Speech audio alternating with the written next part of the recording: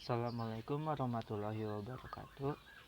Saya Aldi Prasetyo Putra dengan NPM 205204000 dari kelas PJKR 1A ingin menjelaskan sedikit tentang sel pada tubuh manusia.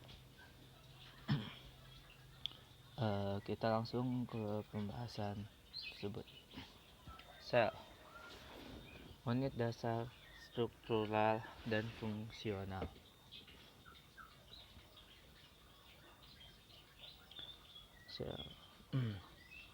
Sel, unit struktural dan fungsional dari semua organisme hidup. Yang kedua, bagian penyusun tubuh manusia. Ketiga, tubuh manusia dewasa terdiri dari 75 triliun sel. Setiap tipe sel memiliki fungsi khusus tertentu. Di antaranya ada 200 tipe sel dalam tubuh manusia yang memiliki yang berbeda-beda. Karakteristik umum dari sel. 1. Melaksanakan fungsi umum untuk mempertahankan kehidupan, di antaranya A. Mendapatkan nutrisi dari materi lain dari cairan di sekitarnya, seperti molekul sumber tenaga, oksigen, bahan penyusun, mineral, dan lain-lain. B. Mengeluarkan zat sisa seperti urin, karbon dioksida, dan sampah metabolisme. C. Mempertahankan bentuk dan integritas, yaitu ukuran dan bentuk berhubungan dengan fungsinya. D. Perkembangbiakan sel, yaitu ada 2, mitosis, tumbuh dan perbaikan, dan meiosis, yaitu pembentukan sel kelamin. Studi yang mempelajari mengenai sel yaitu dinamakan sitologi.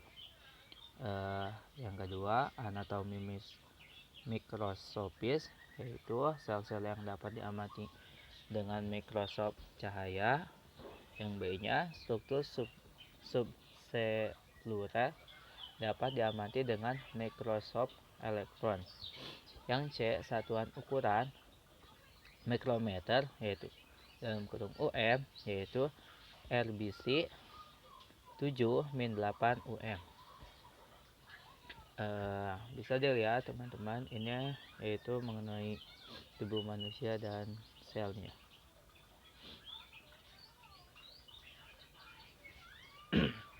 Bagian-bagian sel.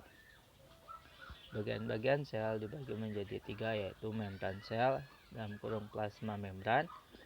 Yang kedua, sitoplasma, yang dibagi menjadi 2 lagi, yaitu sitosol dan organel. Organel pun dibagi lagi menjadi 2, yaitu organel membranosa dan organel non-membranosa. Dan yang terakhir yaitu bagian sel, yaitu nukleus atau inti sel. Mari kita bahas. Membran plasma. Membran plasma yaitu batasan dengan dunia luar sel. Yang kedua, memisahkan isi bagian dalam dengan material luar, seperti gambar di samping. Sitoplasma. Pengertian sitoplasma merupakan istilah umum untuk segala isi sel yang terletak antara membran plasma dan nukleus, yaitu inti sel. Kedua, nukleus atau inti sel yaitu pusat kontrol dari sel, mengontrol sintesis protein, yaitu mengerahkan karakteristik fungsional dan struktural sel. Komposisi membran plasma. Yang pertama, lipid atau lemak terdiri dari fosfolipid, yaitu kepala, ekor, dan yang terakhir berbentuk lipid bilayar 2 lapisan. Yang kedua, kolesterol, dan yang ketiga glycolipid, yaitu komponen karbohidrat. Komposisi membran plasma yaitu protein pun dibagi lagi menjadi protein membran integral, protein membran perifer, beberapa bertindak sebagai enzim saluran ion dan reseptor, dan glikoprotein. Ini adalah gambar dari saluran sel. Fungsi membran plasma. Fungsi-fungsi membran plasma yaitu pembatasan permeable selektif, yang dibagi dua, yaitu nutrisi masuk dan zat sisa keluar. Yang kedua komunikatif, yang ketiga koneksi interselular, yang keempat pembatasan fisik. Mekanisme transport lintas membran dibagi menjadi beberapa, yaitu transport pasif, transport aktif, block transport, dan osmosis.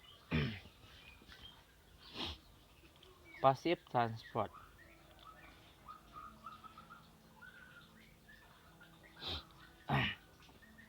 sitoplasma, yaitu terdiri dari matris material intraseluler berbeda-beda untuk tiap sel.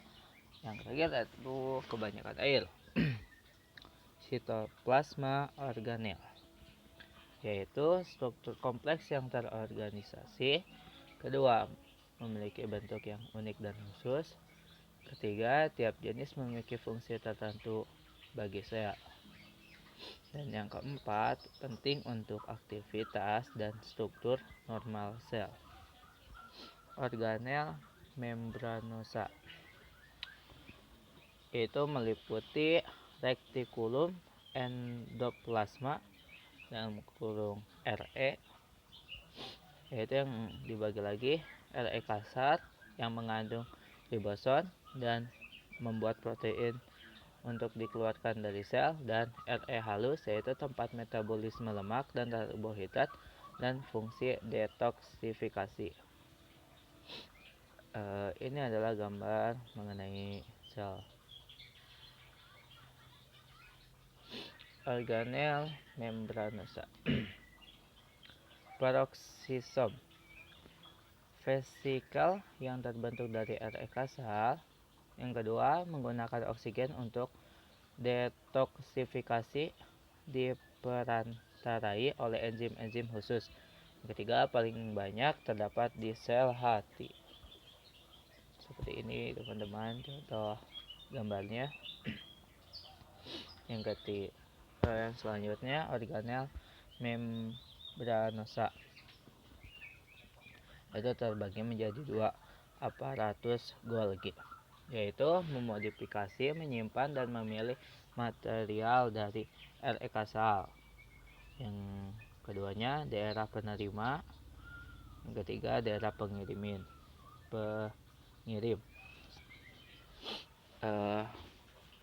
Terusnya menghasilkan lisosom, yaitu autofagi yang menyingkirkan organel-organel yang telah tua. Autolisis, yaitu destruksi sel.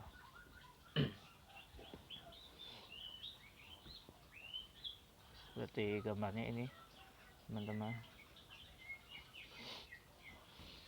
Mitokondria yaitu adalah organel dengan membran ganda. Yang kedua, menghasilkan banyak ATP. Yang ketiga, disebut sebagai pembangkit energi. Seperti ini contoh gambarnya. Organel non membranosa tidak terbuat dari membran, biasanya terbuat dari protein, meliputi ribosom yang bebas yang terikat, sitoskeleton, dan sentrosom. Ribosom yaitu granula kecil dan padat seperti protein dan RNA. Tempat sintesis protein, sintesa protein, dan tiap ribosom memiliki subunit kecil dan besar, yaitu subunit kecil berukuran setengah dari subunit yang besar. Seperti ini gambarnya. Sitoskeleton terbuat dari lembaran protein, membantu pembentukan sel. koordinasi pergerakan seluler, dan kategorinya mikrofilament, filamen intermediat, dan mikrotubulus. Seperti ini gambar-gambar yang tadi. Kalau di ini kan organel non membranosa, yaitu sentriol dan setrosom. Setrosom yaitu area dekat dengan nukleus, dan yang kedua tempat pengorganisasian mikrotubulus. Yang ininya sentriol. Di dalam sentriol memiliki 9 set triplet mikrotubulus dan penting dalam pembelahan sel. Seperti ini gambar dari yang tadi sel-sel tersebut. Ini kita membahas tentang mikrofili, silvia, dan flagel. Tambahan yang keluar dari permukaan beberapa jenis yaitu mikrofil, itu penting perpanjangan sitoplasmik. Yang kedua untuk aborsi, fungsi silia, biasanya dalam jumlah banyak dan bekerja bersama untuk memindahkan material cairan pada permukaan sel. Fungsi flagel yaitu lebih panjang dari silia, biasanya tampil sebagai tambahan tunggal penggerakan sel. Seperti ini contohnya, ada silia di depan, layar homunculus di tengahnya, nukleus yaitu pusat kontrol aktivitas seluler, biasa merupakan struktur terbesar di dalam sel. Tampil sebagai struktur oval atau bulat yang tunggal. Seperti ini gambarnya. Nukleus juga diselimuti membran ganda yang disebut amplop nukleus.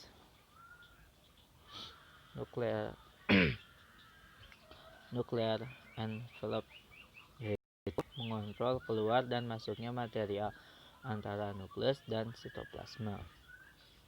Nukleus anak inti. Nukleus sel dapat memiliki satu atau lebih nukleoli. Nukleoli yaitu bertanggung jawab untuk membentuk ribosom, kromatin, dan DNA. DNA adalah materi genetik yang terdapat di dalam nukleus. DNA adalah polimer nukleotida gula, fosfat, dan basa nitrogen. Yang kedua untaian ganda. Yang ketiga kromatin, untaian DNA, dan protein histone. Seperti ini gambar nukleus dan yang lain. Kromosom adalah materi genetika dalam level paling terorganisir.